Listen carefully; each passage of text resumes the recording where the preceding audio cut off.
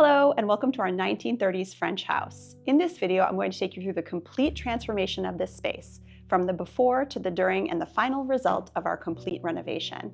If you haven't seen my complete home tour video yet, you might want to start with that. I'll link to it in the description below.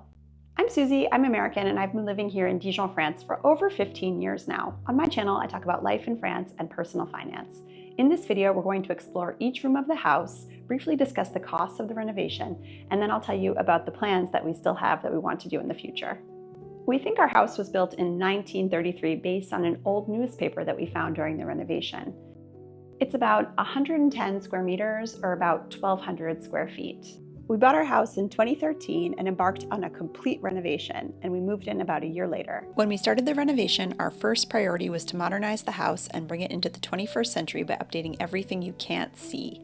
All new insulation, electricity, plumbing, then drywall, paint, flooring, windows, tile, bathroom fixtures, a kitchen, lighting, a wood stove, and more. Okay, let's get into the before and after tour. This is what the floor plan looked like before. This is the after.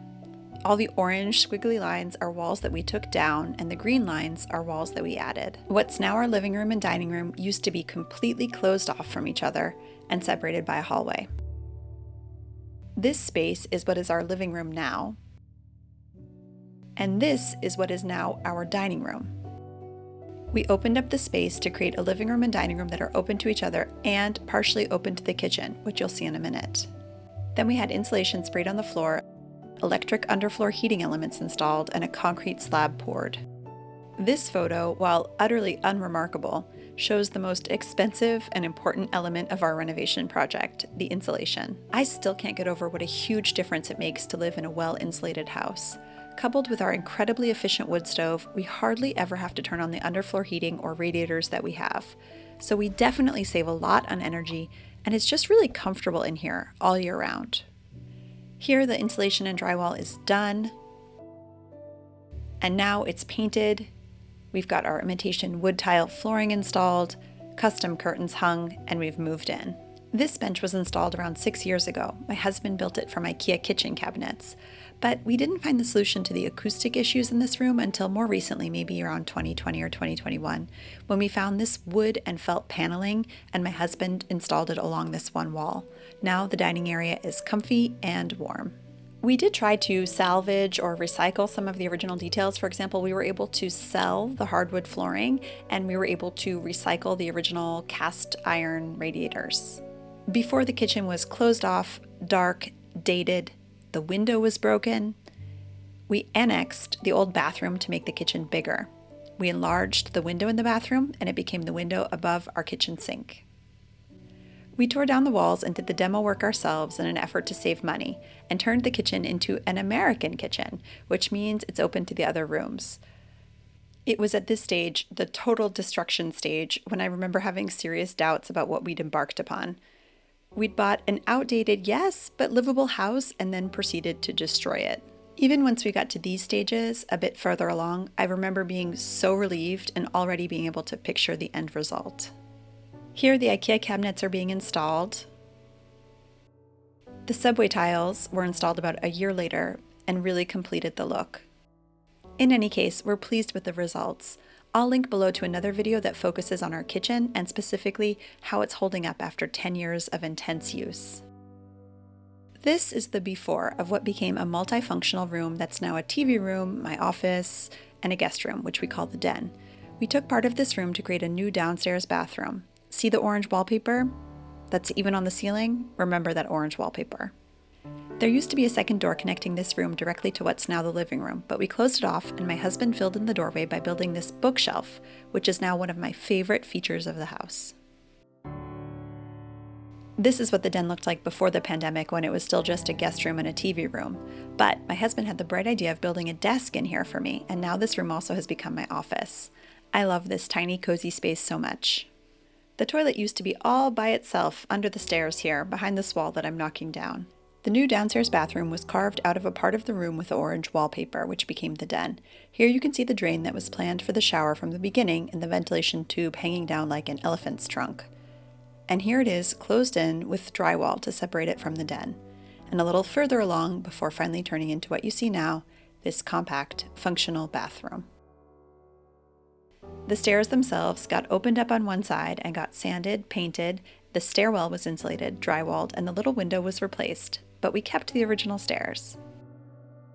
Upstairs, before there was just one finished bedroom, visible here through the normal sized door, and the rest was unfinished and uninsulated attic space. The unfinished areas became 2 bedrooms and the upstairs bathroom.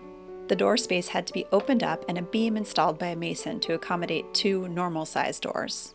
We insulated the entire roof and installed 4 large skylights, 1 for each bedroom and 1 in the bathroom. This is the space that became my older son's room. And this is the space that became my younger son's room. This is the space that became our room, here with the laminate floor that we installed in all the bedrooms and on the landing. Here is the creation of the upstairs bathroom, from unfinished attic, through the work, through the plumbing and the tiling, to the final result, which was finished about 6 months after we moved in. And to finish, for safety, glass panels were installed, and now we have this nice upstairs landing. We don't know exactly how much we spent on the renovation. My best guess is that the first year we spent at least 90,000 euros. That includes insulation, drywall, painting windows, having the beam installed and the kitchen window enlarged by a mason, flooring, both tile and laminate, other tiling like on the bathroom walls and the kitchen backsplash, plumbing, electricity, the wood stove, the downstairs bathroom, doors, bathroom fixtures, the kitchen, maybe the upstairs bathroom. I'm probably forgetting a lot of other stuff. I'm not really sure. This was a long time ago, 10 years ago, and we just weren't tracking it very well at the time. It was such an overwhelming time. I'm not sure if you've ever gone through a gut renovation like that, but it's just kind of hard to keep track of everything, which looking back on now, I kind of regret. I really do wish we had kept better track of all of the expenses. Speaking of regrets, we do have a few. Some things that we could have done a bit differently, or some materials that we could have chosen that would have made the finished product a little bit nicer or upkeep and maintenance a little bit easier. But I'm going to cover all of those in another video, so stay tuned for that. Next, I wanted to mention some of the projects that we intend on doing in the future, but first I thought it would be fun to ask you for your feedback. And now that you've had the whole tour, maybe you have some suggestions or some ideas about what you think we should do to improve the space. Let me know in the comments below. One ugly, non-functional, unfinished space is this area under the stairs. I'm actually kind of embarrassed to show you this space. It's where we leave our shoes, recycling, vacuum, and broom. The plan is to one day open this up and install a set of stairs leading directly to the basement. We don't have direct access to the basement from inside the house, so for the past 10 years we've had to walk outside to access the basement, which is fine most of the time, as long as it's not raining or snowing. But because we use our basement so much, we're constantly running outside to access it. So one day, hopefully. This hand-me-down TV stand was meant to be temporary.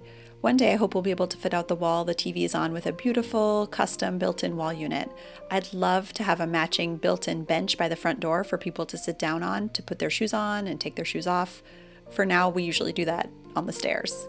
The clothes racks that we have in our bedroom were also meant to be a temporary solution, and we had planned on building a closet space at some point, but it's been 10 years and we still just have our temporary clothes racks, so I'm starting to wonder if maybe a closet is not really necessary. Maybe having my clothes hanging in such a conspicuously visible place in my bedroom every day encourages me to wear everything that I own or to pare down the things that I'm not wearing. Or maybe that's just me seeing the silver lining in the situation. Anyway, maybe one day we'll get around to building a closet in our bedroom. Or not. Finally, we have a very big landscaping project that we've been talking about forever. We basically haven't done anything to the outside of our house, and there's kind of a mismatch between how nice and modern our house and short-term rental are on the inside with what our outdoor space looks like. After living here this long, our ideas of what we want to do with the very small amount of outdoor space that we have are finally starting to take shape. Finally, after 10 years. But a big landscaping project is still on the back burner for now. When we bought the house, as you saw, I think it was mainly in its original state. I think the wallpaper, kitchen, and bathroom had been updated in the 70s. We did try to figure out how we could preserve some of the charming original details, like the hardwood flooring, but they just weren't compatible with bringing the house up to the energy efficiency we were targeting. The result is basically a new, energy-efficient house in a 90-year-old shell.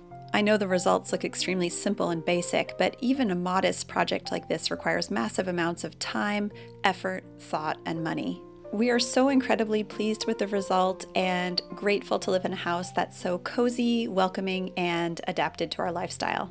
Thank you so much for watching today, and until the next time, a bientôt!